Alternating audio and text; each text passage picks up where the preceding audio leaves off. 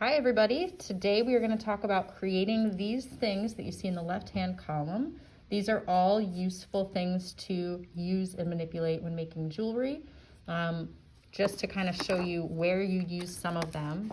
So typically when you have some kind of cord, an S-hook is a great way to hang a pendant like what we're working on now. You can also use a jump ring. The S-hook is a little better because it's got two openings, one for the cord, one for the pendant, where a jump ring just has one. So if the opening to the jump ring goes to where the cord is, then it can come off. So S-hook's better, but you can still use a jump ring. Spiral, it's just a decorative element that you might use in a future piece. Trapping a bead, this is something that you can use with chain or any other detail that you might use. And then eye and hook is a way to actually close your pieces. So if you look, not your pieces, your cord. If you look at the end of the cord, here is one of the S-hooks, just a little bit fancier. It's a big hook. And then on the other side, you'd have something that's an eye, and it would attach to this hook. All right, so to get started, we're gonna start with the S-hook. You have in your kits 3 different types of pliers. We have round pliers, meaning that each of the ends is round all the way around. We have needle nose pliers, which when you close them, you get a really fine tip, but they have flat edges on the interior. And then we have flat pliers, which just have these nice flat blocks. So you can use all of these for it. The other thing we're going to use is wire. So in the studio, we have lots of different types of wire, different gauges. This is extremely thin wire. It's 26 gauge, so the higher the number, the finer the wire. This one is 18 gauge. And then this brass is 16 gauge. So for things like this, using 16 gauge is good, or 18. I'm gonna suggest 18 as you're practicing these new things. The other thing we'll need is our snips. So this is how you snip off a piece of wire. Typically when you snip it, if you're not careful and you just snip, the piece will go flying. So it's always good to hold the end with your finger as you get started. All right, so I'm snipping through my wire. I'm gonna show you the S-hook first, and then I'll show you the jump ring right after. So for the S-hook, I'm getting about an inch piece. For the jump ring, since I want you to have at least 3, I'm gonna make a bigger piece. This is about 3 or 4 inches. All right, the S-hook, we have 2 curves. So I'm gonna take that piece of wire, clear some space, and I'm gonna grab it with my round pliers. If I grab it at the end, I'm gonna have smaller loops. If I hold it further up, I'm gonna have bigger loops. So I'm not holding it right at the end, I'm holding it a little bit in. Then I'm gonna bend around until I see that the 2 pieces touch. All right, so now I have 1/2 of my S. Now the other side, I could try to plan to make it the same size. In this case, I'm gonna do a smaller one on the other side. So still grabbing it a little further from the end, and then I'm gonna bend it in the other direction. Takes a little bit of practice, but your goal is that you have something where the 2 ends of the wire come to that central part.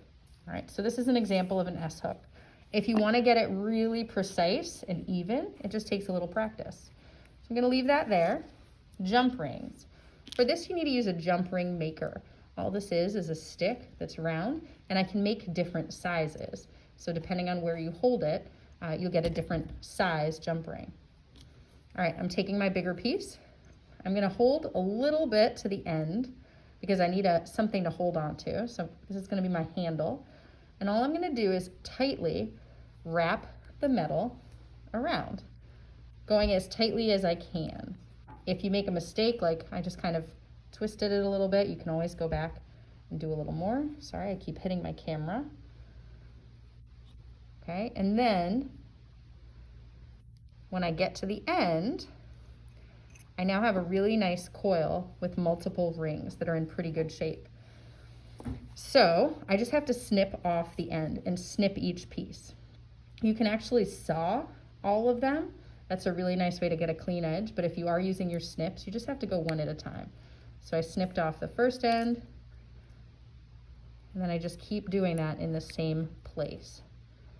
The reason I used a longer wire is because whenever you're making jump rings, you usually want multiple. All right, so now I can put those down.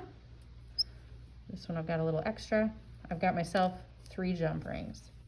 Let's talk about the spiral. For this one, I'm gonna use my thicker wire just for fun. Okay, I'm gonna take a few inches. Remember, everything's harder if the wire is thicker. So to start off the spiral, I'm gonna start with my round pliers again. I'm gonna go at the very end, and I'm gonna start twisting it around. You have the option, you can make a very loose spiral, or you can make a tight spiral.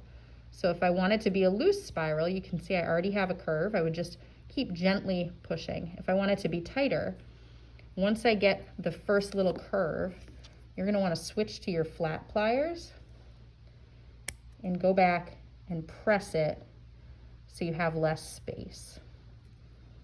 Okay, so now if I wanna keep turning to create more of a spiral, I'm gonna hold it with my flat pliers sideways and start bending around. Okay, if I wanna leave some space, you can do that too. Remember, this is a decorative element, so it's really whatever you're looking for in it.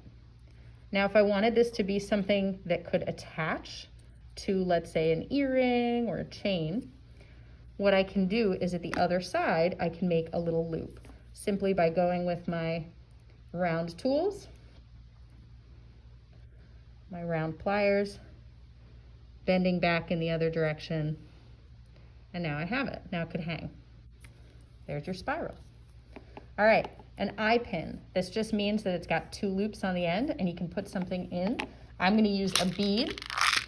Just for you as you're thinking about creating beads, you wanna make sure your wire can actually fit through, because if you don't plan it out well and then the hole doesn't fit, then you're kind of in trouble. So let's see what works with my copper wire. Okay, here's a handmade bead. Works nicely. I'm gonna go with this one. I know I need at least the space of the bead probably doubled just to create the loops on either end.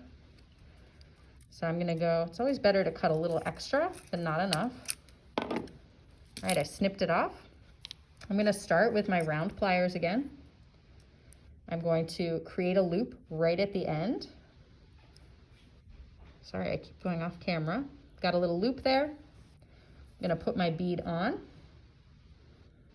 Now, if you look, this loop is kind of leaning to the side. If you look in the graphic, it's kind of standing up. If you'd like to straighten it out, simply what you do is you take and grab the stem part where the loop is, and you just bend back a little. Now all of a sudden it's sitting up a little better. If I want my bead to sit tightly, then I'm probably gonna snip probably about that much off. If I'm okay with it being loose, then I can leave a little bit extra. And for the sake of this, it's okay if you leave a little extra. So now I'm gonna go and bend it in the other direction. It's just a nice way to make it look unified. So if I bent it that way, now I'm gonna bend it back this way. All of these things take a lot of practice. Remember, most of you are pretty new at this stuff, so don't give yourself a hard time. This is why we're doing it. And then if I want it to sit like the other one did, straight up, grab it again right here, bend back. All right, now I've got my bead trapped. Last one, making this bigger hook. So you know how to make the eye, which is that S hook on the other side, but to make the bigger hook, I'm gonna take a piece of wire, a little longer than I need, maybe a few inches. I'm gonna start with finding something round. In this case, this is a dapping block. We're not using it for that though. I'm just gonna use it to create this bigger curve. So I'm gonna start by bending it around to get that bigger curve. Okay. Now from there, I'm going to create my curved end. This is just a decorative end. So I'm grabbing the end, looping it back around. If you'd like to make it really tiny, you can always go back with your flat pliers, bend it in. Okay. Now on the other side, I'm gonna put a hook. This seems a little long for me. Not a hook, another loop. So I'm just gonna cut a little off. Remember to hold the end. And then I'll bend it in the other direction.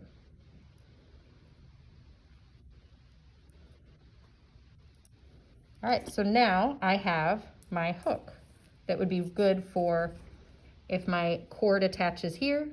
You can close this up a little bit, and then when the S hook attaches to it, it's a way to close your jewelry. Remember, this can be smaller too or bigger depending on what you want. All right, the last thing we need to do, all of these, they're super flimsy still. So there's a way to really strengthen them and make them stay a little bit better. Kind of makes the metal a little bit harder. So I have a steel block here. I also have a hammer with a flat back. So any of these pieces, the wire, as I said, is soft, so it's really malleable and can be bent. We want them to be structured, strong pieces. So by hitting them, you're actually making the metal harden. So it's not that you have to do a lot, just a little bit on each side. Usually it changes the look. It makes it look a little bit flatter, but now all of a sudden it's a lot harder. You might have also seen it opened the end here. Sometimes that happens, and all that you have to do if that happens when you open it back up is you just have to go back and close it one more time. All right, so you do the same thing for all of these. Just makes them a little bit stronger. I'll kind of skip all of them. The bead, you obviously don't want to hit your bead, so you'd hold it off the edge. And then all of a sudden you'll notice a difference in the springiness of the metal. All right, so once you have created each of these, I'd like for you to tape them each on so that you can have a visual of it. And that's how you do some basic things with jewelry and wire.